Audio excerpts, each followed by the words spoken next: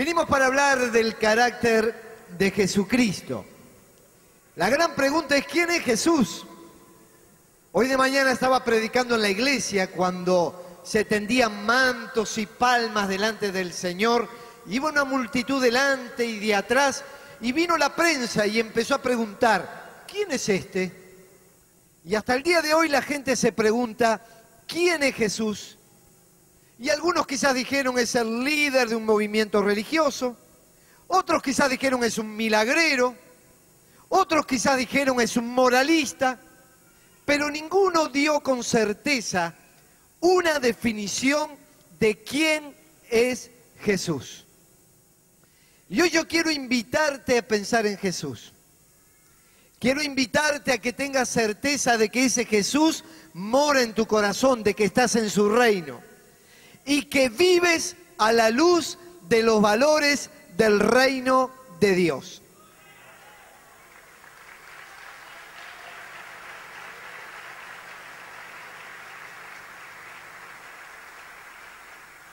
Si tenés tu Biblia allí, vamos a abrir en Mateo 9:35.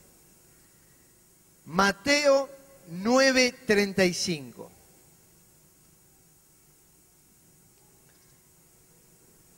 Allí nos habla de la vida y el ministerio de Jesús. Qué lindo ruidito a Biblias que se abren. Me encanta que se abra la Biblia, la palabra de Dios. Miren lo que dice allí. Y predicaba Jesús el evangelio del reino y sanaba toda enfermedad y toda dolencia en el pueblo. Y al ver las multitudes, tuvo compasión de ellas porque estaban desamparadas y dispersas como ovejas que no tienen pastor. Entonces dijo a sus discípulos, a la verdad la mies es mucha, mas los obreros pocos. Rogad pues al Señor de la mies que envíe obreros a su mies. Dice que Jesús tenía una gran labor desarrollada en los grandes centros urbanos y en los pequeños poblados.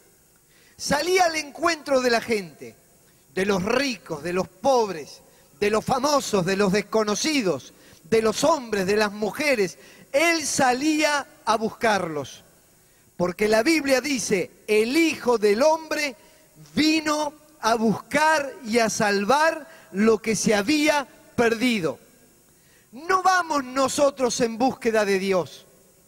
Dios ha salido a nuestro encuentro. Y dice que mientras predicaba, Él anunciaba la buena noticia del reino. Predicaba el evangelio del reino. La Biblia habla de que está el reino de la luz y el reino de las tinieblas. Todo ser humano nace en el reino de las tinieblas. Está lejos de Dios. Algunos de ustedes han nacido en hogares que nunca se les habló de Jesucristo. Y entonces pueden decir, yo nací en el reino de las tinieblas. Yo me crié en una familia evangélica. Desde que soy niño concurro a la escuela dominical. Sin embargo, aunque me crié en la iglesia, también nací en el reino de las tinieblas. Porque ser del reino de Dios no es una cuestión de la familia en la cual nací, es un estado espiritual. Todo ser humano ha pecado y está separado de la gloria de Dios. Así que tú naciste fuera del reino de Dios y yo también. En el reino de las tinieblas se nace y al reino de Jesucristo se ingresa. Aquellos que recibimos a Jesucristo como Señor y Salvador, ingresamos a un reino. El Señor Jesús nos enseñó a orar. Venga a nosotros tu reino y hágase tu voluntad. ¿Sabe qué estaba diciendo? Antes ustedes eran esclavos en este reino de las tinieblas, de sus propios antojos, de sus propios deseos, de sus pecados, estaban bajo el gobierno de Satanás. Pero cuando escucharon las buenas noticias del reino y dijeron: Señor, yo me arrepiento del pecado, creo en tu obra en la cruz, creo en esa sangre derramada que limpia pecados, Señor, abandono el pecado y por tu poder y tu favor quiero entrar al reino de la luz. Y Dios en su gracia nos tomó. Y Jesús dice: el que a mí viene, yo no lo echo fuera. Quizás has sentido que otros te abandonaron, te discriminaron, no te han abrazado jamás ni dado cariño. Pero con sus brazos extendidos, desde la cruz Jesús sigue ofreciendo perdón y misericordia, te abraza, te ama y te quiere.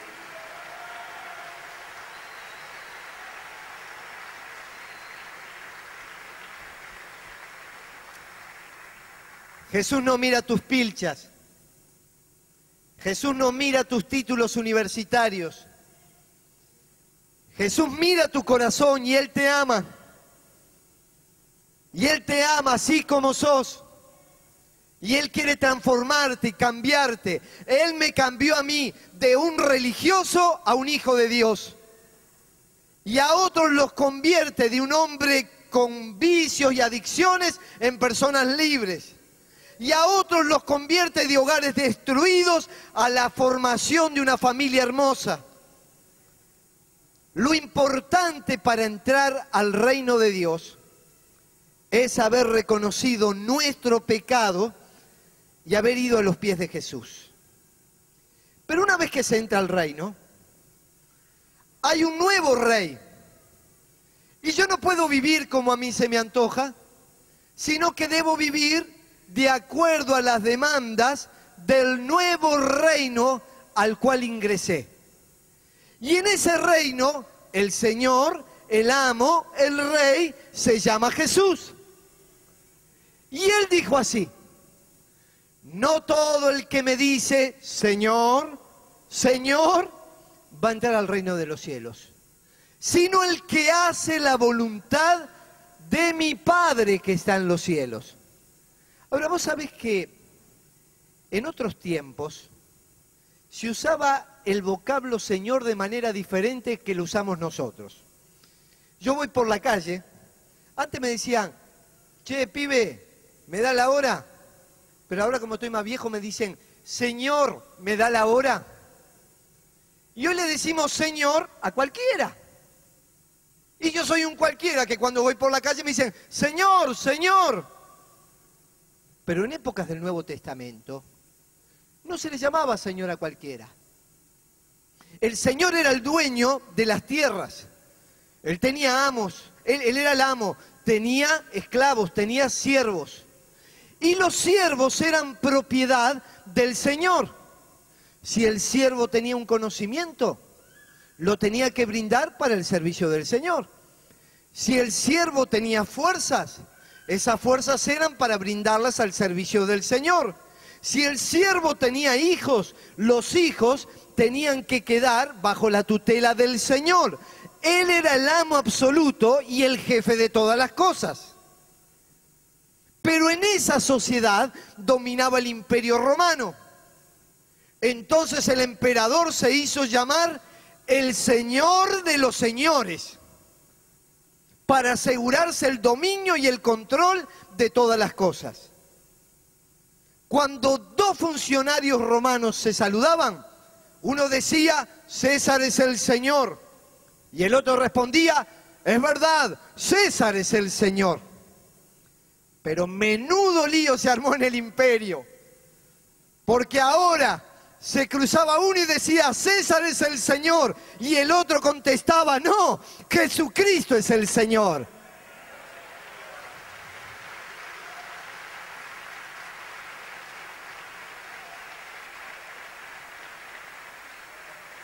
Y es más, le empezaron a llamar el Señor de los señores. Está por encima de cualquier reino, potestad, autoridad, dominio, principado.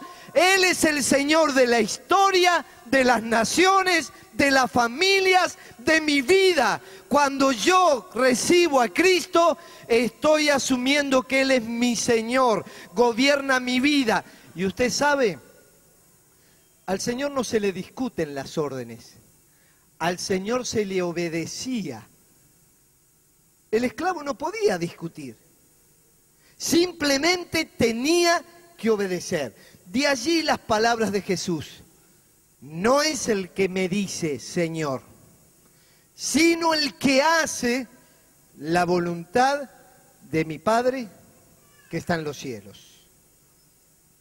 Jesús predicaba el Evangelio del Reino. ¿En qué reino estás viviendo vos? ¿Naciste en el reino de las tinieblas como nací yo? ¿Entraste ya al reino de la luz? ¿Cuándo? ¿Cómo? ¿Podés contarlo? Yo te lo cuento, en mi caso. Yo nací en una familia evangélica. Aprendía los salmos de memoria. Y tenía 10 años y pasaba al frente y recitaba: Jehová es mi pastor, nada me faltará, en lugares de delicados pastos. Y la gente me aplaudía y decía: qué bien Pedrito. Pero Pedrito era un perfecto religioso y nunca había entrado al reino de Dios. Definitivamente me iba a ir al infierno viviendo dentro de una iglesia. Pero una noche escuché el Evangelio del Reino y el Espíritu Santo tocó mi corazón. Me di cuenta en mi pecado, en mi religiosidad, que estaba lejos del reino de Dios. Y con lágrimas en los ojos, el 27 de noviembre del año 1968, le dije: Señor, perdóname, recíbeme como tu hijo. Quiero que seas mi Señor, mi Salvador. De ahora en adelante, ya no voy a quedar bajo la autoridad de la religión. Señor, de ahora en adelante, voy a quedar bajo la autoridad de Jesucristo. Y Él me recibió, me perdonó y me sacó del reino de las tinieblas y me llevó al reino de la luz. ¿Cuándo entraste al reino? ¿Cómo entraste? Y yo quiero en esta mañana, en esta tarde, invitarte por la fe a que entres a ese reino. Y para eso te trajo Jesús aquí también, para que le conozcas, para que le recibas, para que entre en tu vida. Ahora, el carácter de Jesús está en aquellos que le siguen. Si yo digo: Jesús vive en mi corazón, Él vive en mi vida, Él gobierna mis emociones, pensamientos, sentimientos, mis acciones, tiene que demostrarse de una manera práctica. Tiene que revelarse a través de lo que hago. No puede haber una contradicción entre decir: soy seguidor de Jesús, pero vivo en los caminos del reino de las tinieblas. Yo soy un seguidor de Jesús y como Jesús vive en mí, su poder actúa en mí, se reflejan las cosas que hago. La salvación no es tener una emoción. Aunque el día que te conviertes te puedes emocionar. Yo me emocioné el día que me convertí. Realmente somos salvos y se manifiestan los cambios que se producen en nuestra vida y conducta.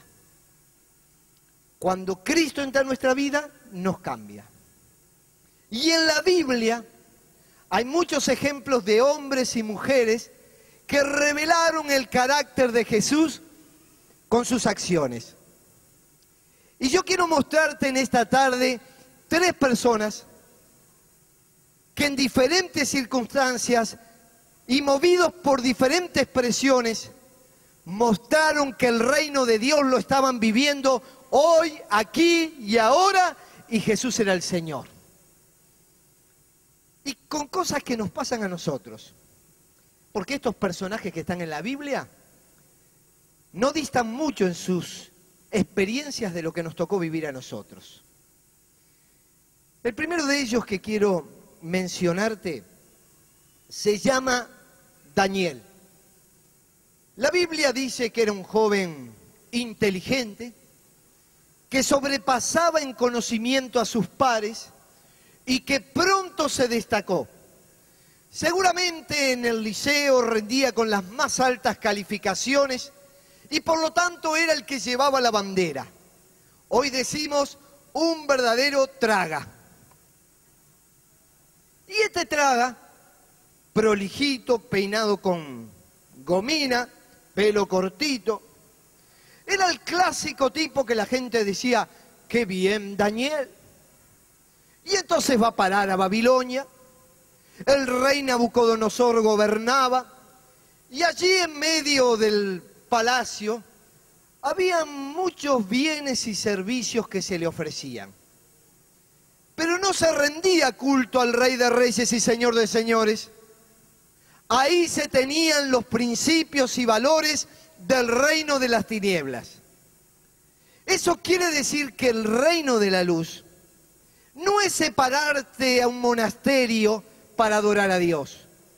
El reino de la luz es incursionar con esa iluminación y penetrar en el mismo reino de las tinieblas. En el caso de Daniel, estaba en el palacio de Nabucodonosor. En tu caso, puede ser en el liceo, en el barrio, entre tus amigos, en tu misma familia, en un empleo que tengas. Allí tienes que revelar que Jesús es tu Señor y esa luz alumbra a todo hombre. Y entonces en el palacio se servían generosamente bebidas alcohólicas.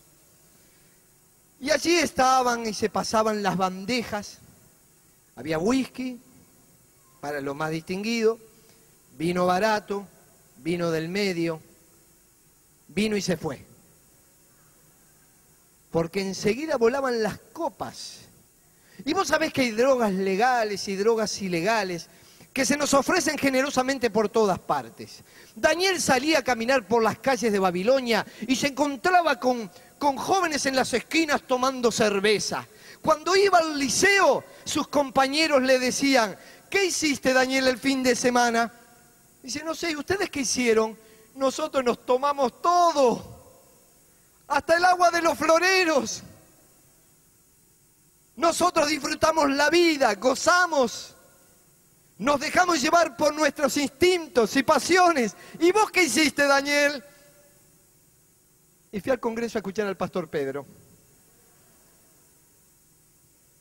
Y así como ustedes se reían todos los amigos de Daniel. Pobre tipo, no sabe disfrutar la vida, no sabe gozarla. La vida es una sola, hay que vivir, Daniel, eres un tonto. Y lo descansaban. Y era el punto del grupo, lo descansaban. Y el tipo, por más cristiano que sea, no le gustaba que se burlen de él. Y a veces sentía la tentación de aislarse, de separarse. Pero también Daniel sabía que él tenía que cumplir una misión en medio de ese grupo. Y él tomó una firme resolución.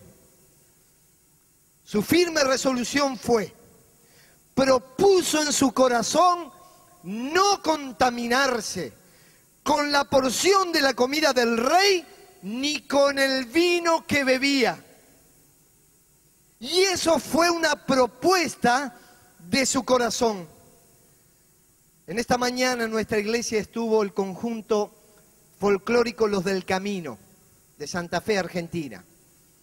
Y Walter, uno de los integrantes, nos contó cómo él a los 14 años se drogaba, había sido abandonado por sus padres, tenía 5 hermanos de 5 padres diferentes, no tenía un contexto familiar. Y cuando estaba pensando en lo peor para su vida, apareció el reino de Dios y le dio esperanza y le dio salvación.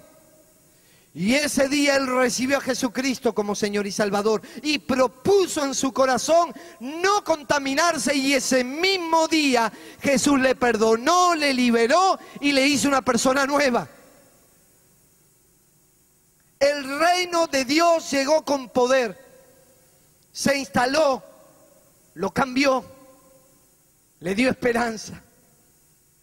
Al igual que Daniel propuso en su corazón no contaminarse.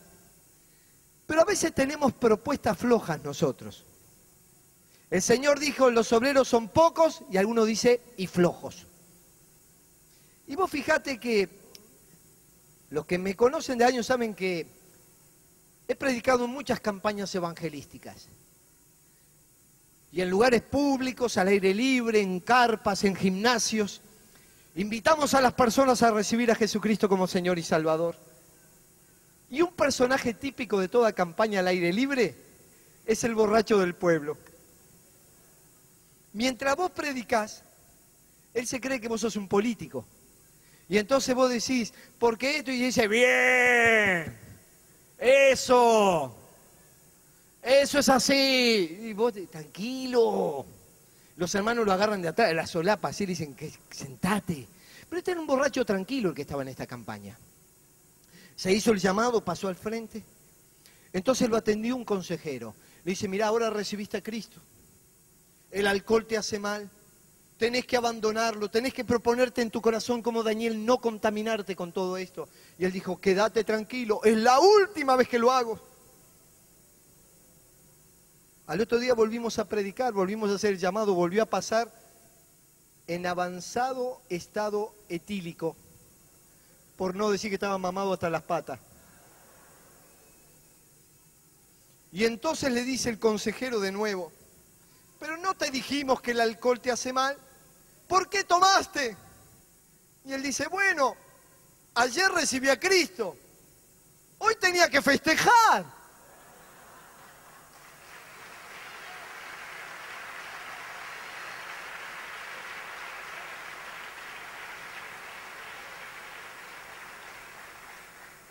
Así son algunas de nuestras decisiones.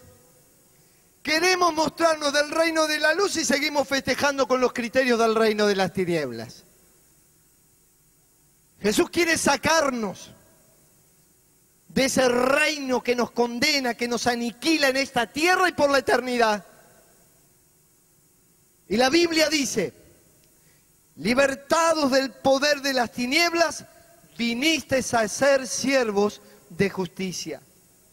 Pero quizás otros tienen otras adicciones.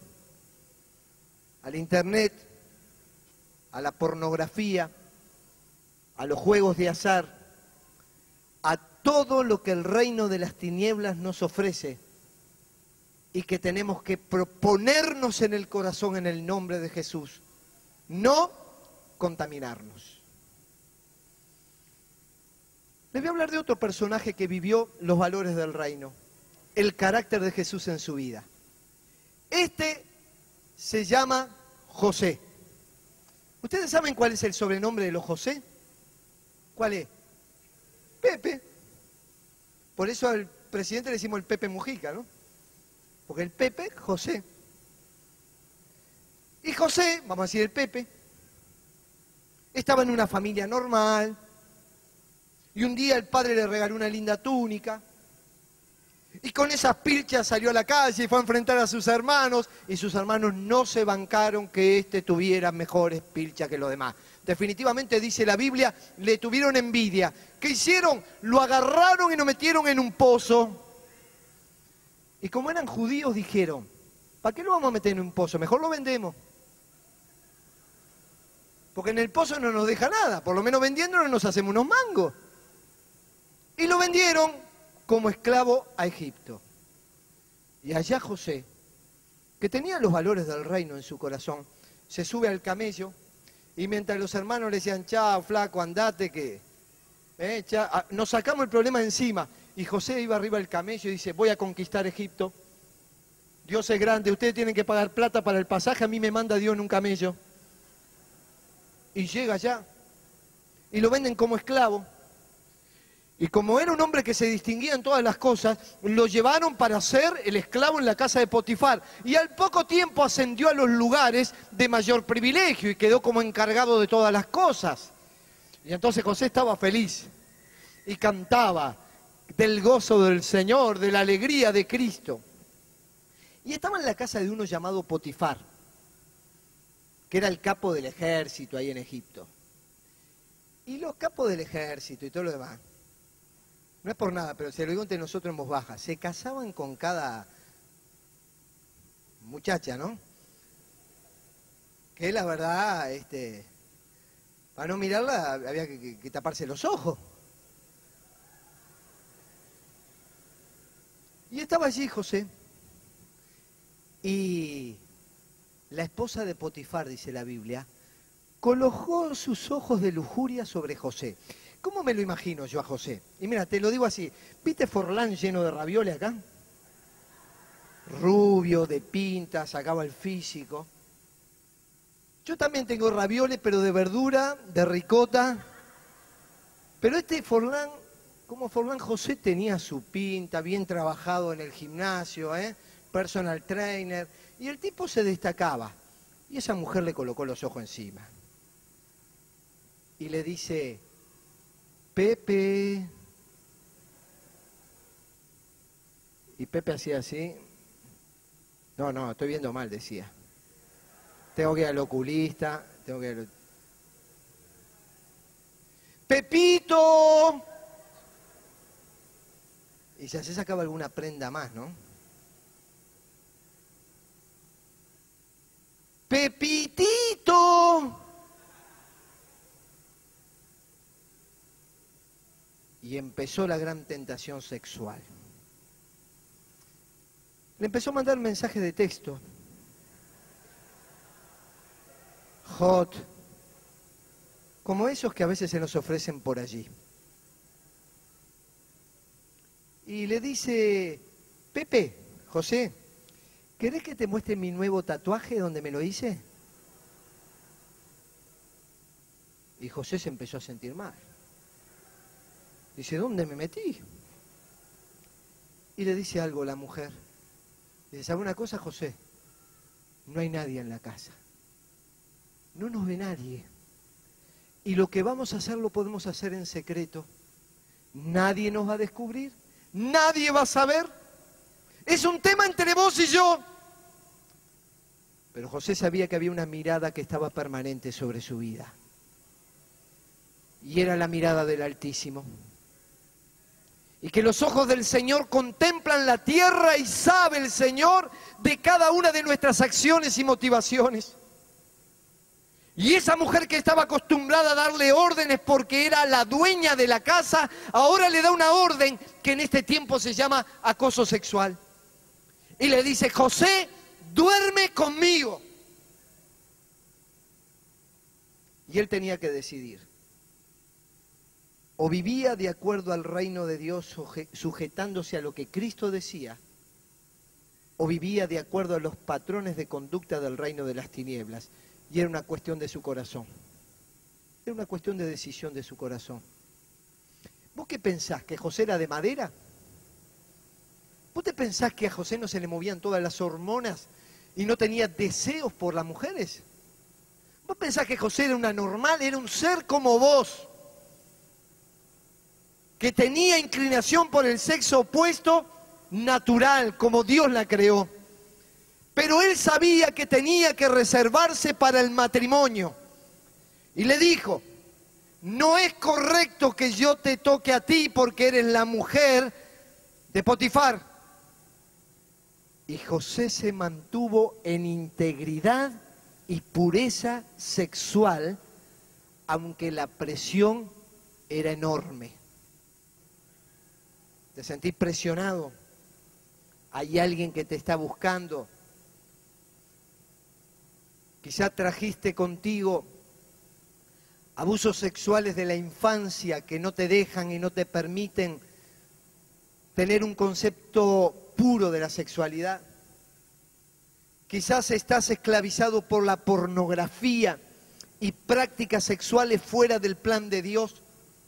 Mira, yo quiero decirte que el sexo no lo creó el diablo. El sexo es una creación de Dios.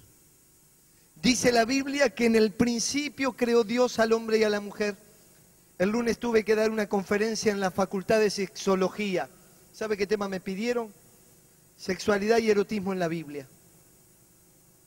Y tuve que hablar desde el Génesis. Dios los creó varón y mujer. Los hizo iguales y distintos. Iguales en responsabilidad moral y ética ante Dios, iguales como seres espirituales, pero nos hizo diferentes para que nos complementáramos, nos amáramos y disfrutáramos en el vínculo matrimonial de la sexualidad.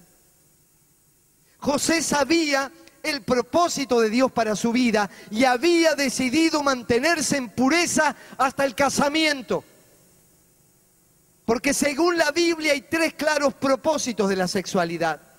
El primero de ellos, la expresión del amor, no de la bestialidad y de las impurezas. Cuando 2 seres humanos se aman, se unen, se buscan, se encuentran.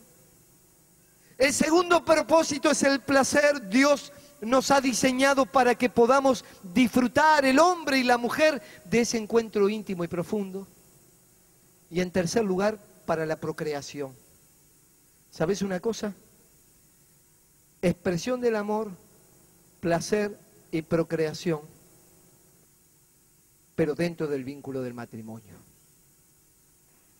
Hubo un hombre llamado Samson en la Biblia, que lo único que tenía era músculo, porque no tenía cerebro. Y ese se dejó llevar por los impulsos y terminó destruido como un verdadero payaso. La Biblia dice, huye de las pasiones juveniles. Pedile a Dios que te dé una esposa, pedile a Dios que te dé un esposo. Si ya tuviste relaciones sexuales fuera del matrimonio y porque no conocías el plan de Dios, Dios te dice, yo te perdono aquellas prácticas que hiciste fuera de mi plan, pero toma una firme resolución por la santidad hoy y empezá a vivir desde hoy en adelante de acuerdo a mi plan. Yo te voy a contar desde ahora en adelante, dice Dios. No lo que pasó, las cosas viejas pasaron. Dice la palabra, todas son hechas nuevas. Y de hoy en adelante, consérvate puro. Consérvate puro. El tercer ejemplo que vivió, de acuerdo a este principio, el carácter de Jesús en su reino, se llamó David. David era un campesino, como decimos aquí en Uruguay, un canario. En medio del campo, allá. Dice la Biblia que Dios lo tomó de detrás de las ovejas. Cuando lo fueron a presentar ante el profeta, venía con olor a oveja. No traía perfume Paco Rabanne.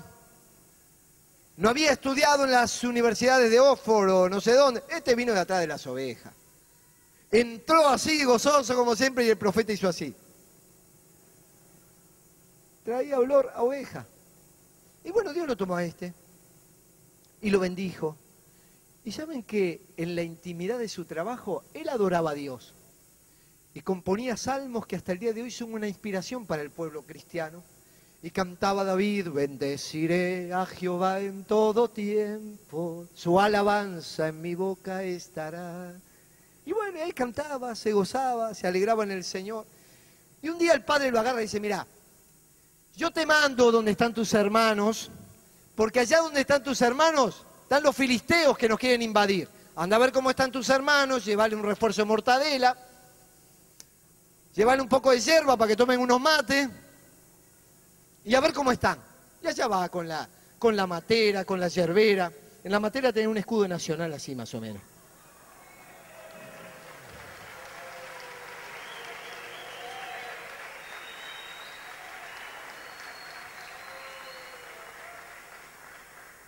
Porque David era santo. Entonces llevaba y llega allí y aparece un gigante, uno grandote, así como yo más o menos. Bien grandote. Y con un vozarrón tremendo empieza a decir, a ver, alguno de Israel que venga a pelear conmigo. Y dice David a los hermanos, ¿este quiénes juegan la selección de básquetbol de Filistea? ¿Quién es este grandote? No, este es Goliat. No sabe lo que es el vozarrón que pega. Se nos inunda todo el escenario del vozarrón de este tipo. Entonces David lo mira, que más o menos era como yo. Dice, ¿y quién es este incircunciso? ¿Pero quién sos vos que la radio no te nombra? ¿Quién te conoce a vos, Goliat? ¿Pero qué me venís a mí? Mirá, le dijo, Vos venís a mí con jabalina, lanza, con toda tu prepotencia, pero yo voy a vos en el nombre de Jehová de los ejércitos.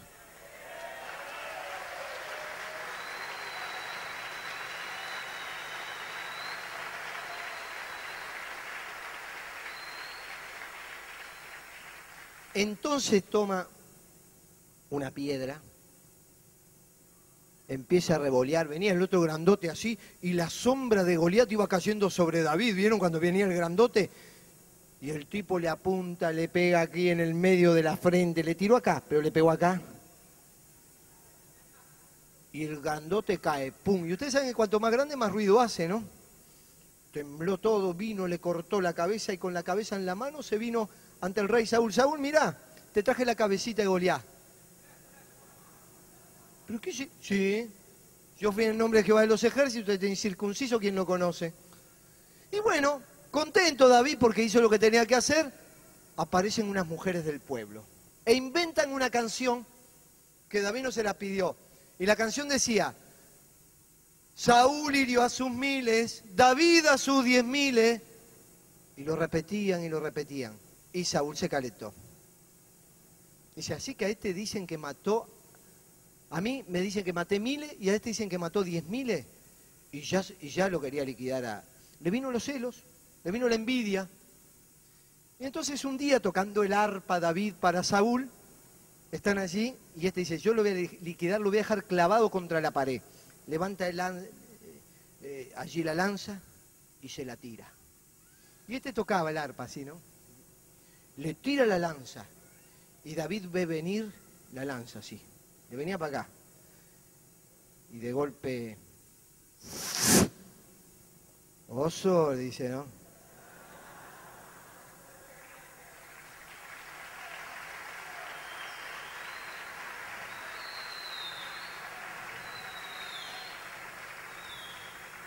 Dice, pero no puede ser que el rey me tire esto. Siguió tocando, pero ya abrió los dos ojos, ¿no? Y otra vez siente... Otra vez, oso. Y quedaron las lanzas ahí clavadas, dijo, yo me las tomo. Hombre prevenido vale por 2, y se va y se refugia en las cuevas. Y allí están las cuevas, y lo sigue atrás el rey Saúl. Dice, para agarrar al petizo David precisó 3.000 hombres. Y se va con 3.000 hombres a las cuevas. Y ahí escribió ese salmo que dice, aunque un ejército acampe contra mí, no temerá mi corazón. Aunque contra mí se levante guerra, yo estaré confiado.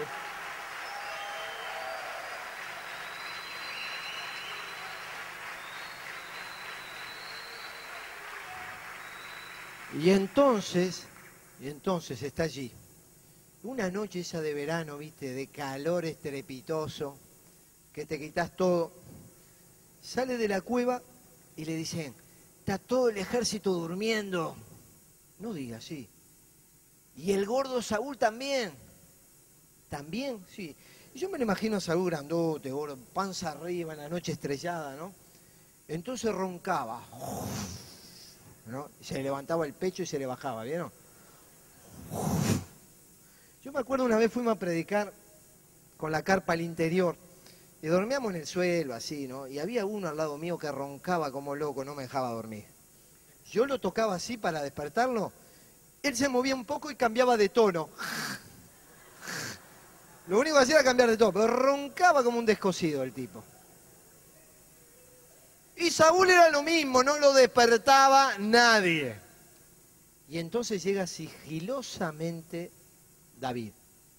Tatán, tatán, tatán, tatán. ¿La conocen esa? Ah, sí, en vez de leer la Biblia se ponen a mirar la Pantera Rosa. Qué bien. Y entonces dice, acá lo tengo delante mío. Y los que estaban ahí al lado le decían, David, reventalo, David, lo tenés todo tuyo, el hombre que te está persiguiendo. Vengate, reventalo. Y entonces ahí empieza a entrar en juego los valores del reino de Dios y del reino de las tinieblas. ¿Qué hago con el que me dañó? ¿Qué hago con el que me dolió? ¿Qué hago con el que me perjudicó? ¿Actúo de la misma manera? ¿Lo mato ¿O dejo a aquel que dijo, mía es la venganza, yo pagaré? ¿Qué vas a hacer?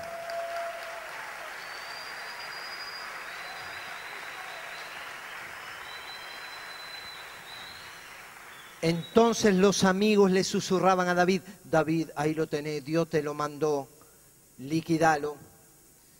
Y David miraba al Señor y decía, Señor, tú te lo puedes llevar o yo te lo puedo mandar, ¿qué quieres? ¿Qué quieres, Señor? Me estás dando esta oportunidad. Pero él optó por vivir de acuerdo a los principios del reino de la luz. Jesús estaba en su corazón, Dios estaba en su vida. Dice, yo no voy a tomar venganza por mano propia. Quizá vos fuiste dañado por tus padres. Quizá fuiste dañado por algún familiar, por un vecino, por un abusador. Fuiste estafado, fuiste abandonado, fuiste dejado y tenés tremendas broncas. ¿Sabes más? Te voy a decir, tenés derecho a tener bronca. Pero cuando viene el reino de Dios a tu vida, Él te permite perdonar. Y tú empiezas a verlo con los ojos de Jesús. Él actúa así porque vive en el reino de las tinieblas. Él no conoce el reino de la luz y yo no puedo devolver mal por mal. Yo tengo que actuar con un criterio sano, con un criterio limpio. Señor, ayúdame a perdonar. En el año 2000 estuve en Holanda, en Ámsterdam, en el congreso de la asociación Billy Graham. Y pasaron dos hombres a dar testimonio. Uno de ellos alto, rubio, el mejor estilo anglosajón, norteamericano. Y el otro bajo, un indígena ecuatoriano. Y él vino con las ropas de indígena ecuatoriano. Y se pusieron a dar testimonio. Y este hermano americano dijo, mi padre con 4 misioneros más, en los años 50 fue a predicarles a los Aucas en el Ecuador. Y los Aucas se confundieron pensando que eran enemigos y mataron a mi padre y a los 4 misioneros que ahí quedaron tirados. Y dice, y mi madre, lejos de amargarse, dijo, volvamos nosotros entre los Aucas para llevarles la palabra de Dios. Ellos no conocen el amor de Dios. Dice, mi madre conmigo nos llevó a aquel lugar y empezamos a hablarles del perdón de Dios, del amor de Dios, de la misericordia de Dios, de la vida eterna, de la salvación. Y muchos de esos Aucas se convirtieron al Señor. Pasaron los años y este hombre que tengo aquí al lado mío es el pastor de la tribu. En ese río donde mataron a mi padre, él me bautizó. Y él fue el que mató a mi padre. Hoy era el pastor de la tribu. Hoy era el que bautizó a este muchacho. Y este hombre dijo, como mis hijos quedaron sin abuelo, a este que asesinó a mi papá le llaman abuelo. El reino de Dios, los valores y principios del reino y el amor triunfa sobre la violencia. ¿Sabes una cosa? Cuando vos no podés perdonar, el que te amargás sos vos. Te genera rencor, te genera bronca, te tortura. Y como dice la Biblia, son raíces amargas que florecen y envenenan a muchos. Y sin darte cuenta, cuando esas raíces amargas están en tu vida, terminás envenenando a los demás. Te envenenas vos, envenenas a los demás. Hoy Jesús quiere decirte, quiero instalar tu reino, perdonarte, limpiarte, hacerte una nueva persona y darte la capacidad de perdonar. Ciudadanos del reino, vivieron a la luz de los principios y valores de Dios. Se le ofreció a este muchacho llamado Daniel placer sin Dios. Se le ofreció a este muchacho llamado José sexualidad sin Dios. y se le ofreció a David poder y violencia sin Dios. Pero los tres tomaron firmes resoluciones. Vamos a vivir a la luz de los principios de la palabra de Dios. Y eso trajo bendición, restauración y sanidad a sus vidas. ¿En qué reino estás viviendo? ¿Hay cosas del reino de las tinieblas que todavía te atan? ¿Hay principios y valores que necesitan ser revisados? ¿El carácter de Jesús tiene que incorporarse a tu vida de otra manera? Yo te quiero invitar en el nombre de Jesús a que tomes firmes resoluciones por Él. Y si te parece, voy a orar por tu vida. Vamos a ponernos en pie para orar.